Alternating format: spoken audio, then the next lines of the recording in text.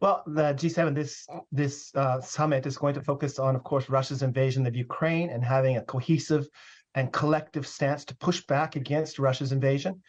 It's also going to talk about economic coercion from China and how to work together to prevent that coercion and to push China to be what we call a responsible stakeholder. That means not pushing a forced reunification with Taiwan, which would be highly destabilizing for the regional economy and the global economy.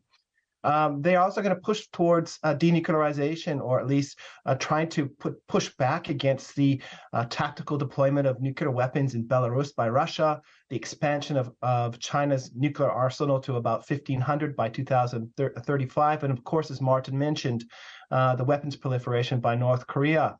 They have a lot on the table. I think they are going to come to a cohesive stance. And President Zelensky's visit on Sunday will be really consolidating these three positions. Stephen, on the key issue, I mean, there are a lot of key issues you've highlighted there. I don't see any hope at all of China thinking all of a sudden, oh, goodness me, we must follow a G7 line. We must follow a Western line. We must take our lead from the initiatives coming out from the West as well. China's position, though, is ambivalent. What is China's position, as far as you can see, in terms of its relationship with the G7 and indeed those policies being pushed? China sees the G7 as an elite clique that has a Cold War mentality that is aiming to contain China. And you're right. I don't think that the G7 is going to be able to push or cajole China to move its position vis-a-vis Russia. But that being said, China is an export superpower. It doesn't have domestic consumption to keep its economy going. And if the G7 and other members of the Western world do pull back from their economy, this will have a dreadful effect on the sacred social economic growth that the Chinese Communist Party has nurtured for 40 years. This is their Achilles heel, and I think that they will step back. They will try to find a constructive role vis-a-vis Ukraine, but that doesn't mean throwing Russia onto the bus. China sees Russia as a key partner in pushing back against U.S.-led pressure on China to shape its behavior.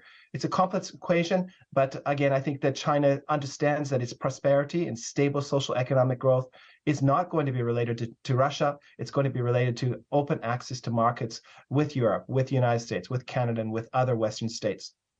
Stephen, can we talk about the shine coming off of the Russian diamond market as well? That's the latest stepped up sanctions that the G7 is talking about. And interestingly, we just played a clip of Charles Michel, who is a Belgian politician, the head of the European Council, but it was Belgium who's been a big importer of Russian diamonds still, that wanted a global approach. What signalling are we getting in terms of how the sanctions will still play a pivotal role from here for the G7 and beyond?